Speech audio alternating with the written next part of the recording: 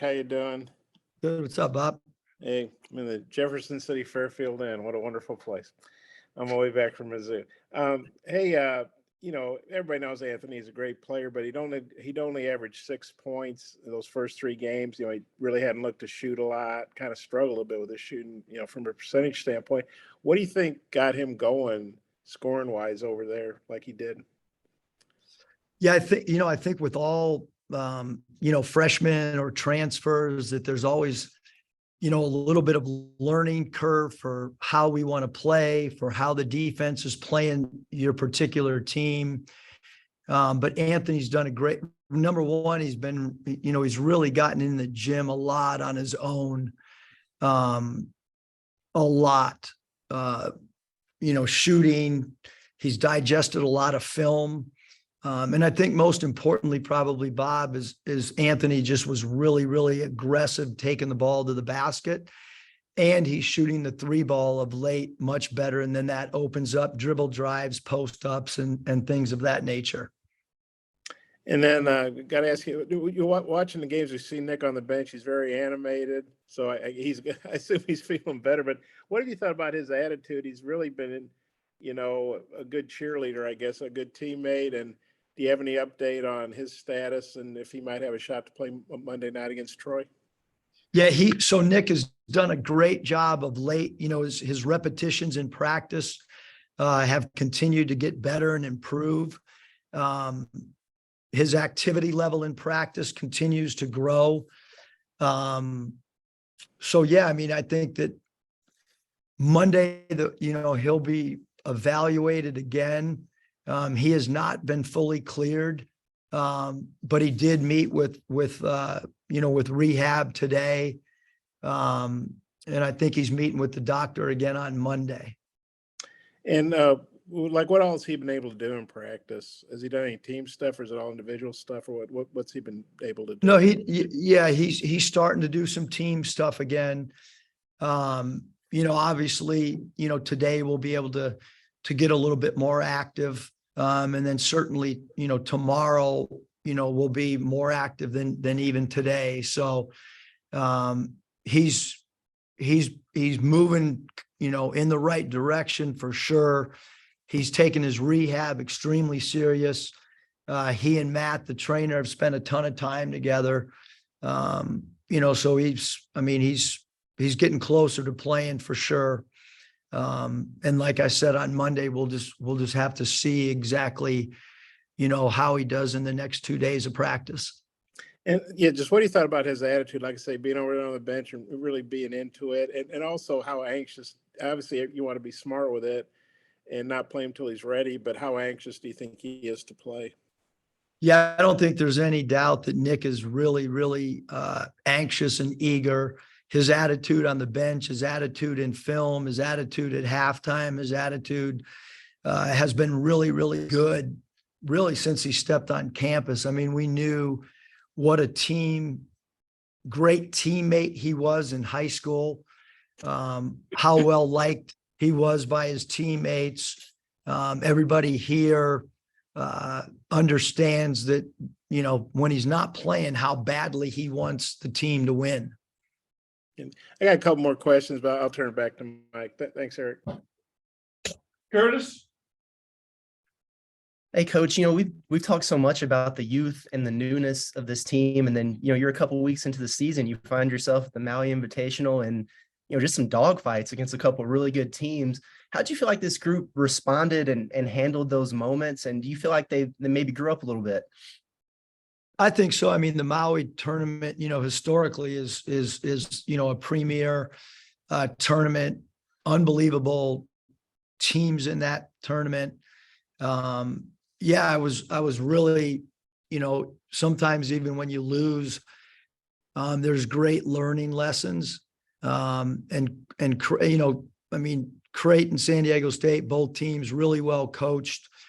I thought both teams, really understood their roles really well this early in the season. So certainly, huge challenge for us. And I thought our young team grew up, over those 3 games. And I think, as we get into conference play, those games we'll be able to reflect back on and use them as learning lessons.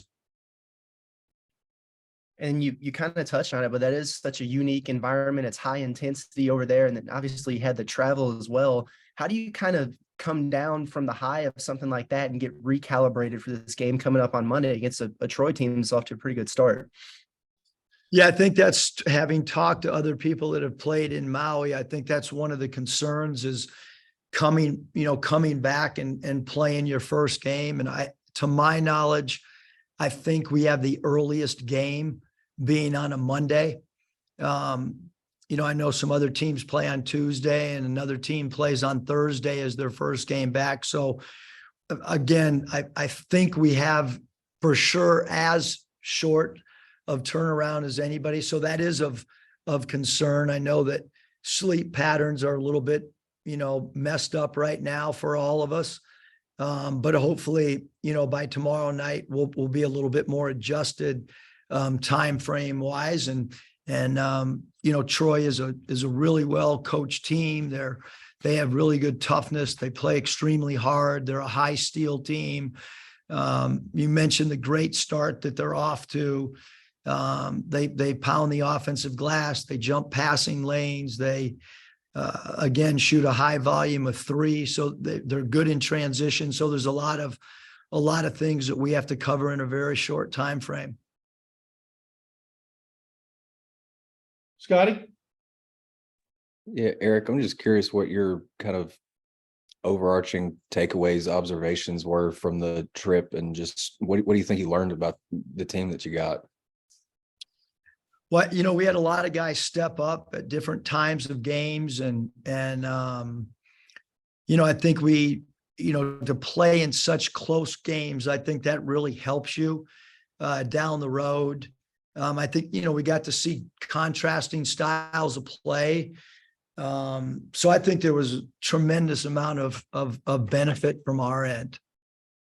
What did you think about Trevin over the trip? Because first game's pretty frustrating, got in foul trouble. The second halves of those last two games, he seemed like he really came alive. What made the switch flip for him? I think he's just a guy that, kind of like a baseball hitter. You give him enough swings and he's going to figure out a way, if he's really good, to get on the base path or to hit RBIs or whatever you might want to say. And with TB, his 3-point shooting really changes the complexion of who we are. And then he had some really good, really phenomenal dribble drives to the rim as well. And then obviously defensively his length. And again, we've stated before that he's a starter, but we're bringing him off the bench, and I love him in that role because he can change the complexion of the game, whether it be in the 17-minute mark of the first half or the 19-minute mark of the second half. At some point, he seemed to come in and give us a great jolt when he enters the game. Christina? Coach, can you hear me okay? Yes. Can hear Okay, you, cool. I'm in Christina. public and on headphones, so I just wanted to be sure. So we didn't see Kamani in the first couple of games, and then obviously came in a big role in that third game. Just what made you decide to turn to him when you did? Well, when we met as a staff, 3 games in 3 days, you always want somebody, to be able to come and have an impact in the game, maybe that has fresh legs. And the thing that maybe people have not talked about with Kamani in that third game against SDSU was he played phenomenal help defense. He was kind of always in the right spot defensively. And then obviously his putback and his 2 free throws show the mental toughness that he has to be able to sit for so long and then come in and contribute. But he was, we talked about Nick. Bob and I had talked about Nick's energy on the bench, and Kamani's been great on the bench as well. He throughout the course of the season. So really, really happy for Kamani that he was able to come in, and we don't win that game unless somebody maybe that hasn't played much in games 1 and 2 were able to come in and have an impact. Bob, you got a follow-up? Yeah, Eric, I was reading up on Troy. I mean, they're 6-1. I think they have 7 guys averaging between like 14 and 9 points, so pretty good balance. And Duke Miles, looks like they're leading scorer, and they're averaging 9 made threes and shooting about 37%, and they're set almost +8 on turnover mark. Just what do you think of maybe if you go over their personnel a little bit and just their strengths that concern you? Yeah, I mean, you mentioned the backcourt of number 3 Miles and obviously number 2 Mohammed, is an excellent player. Both those guys play the guard, and Zero Punter, is a really good 3-point shooter. 3 Eugene can make threes. Phillips at the small forward spots, another guy that can make threes, and Turner, Fields, those guys that are kind of swing guys at the 3-4 spot can make open shots. And then, their centers do a really good job of pounding the offensive glass and rim running. So they present a lot of problems. They played excellent in Tallahassee against Florida State, and Montana's not an easy place to win at. And they beat Montana at their place. So, like I said, really gritty, tough team that plays really, really hard and creates turnovers. And then anytime you face a team that can make threes and has good game off the bounce and can dribble drive as well, you've got to make some decisions from a defensive scheme standpoint. And then Ricky, he starts off over 7 the other night. We knew he played 40 minutes. You're thinking, man, he doesn't have any legs.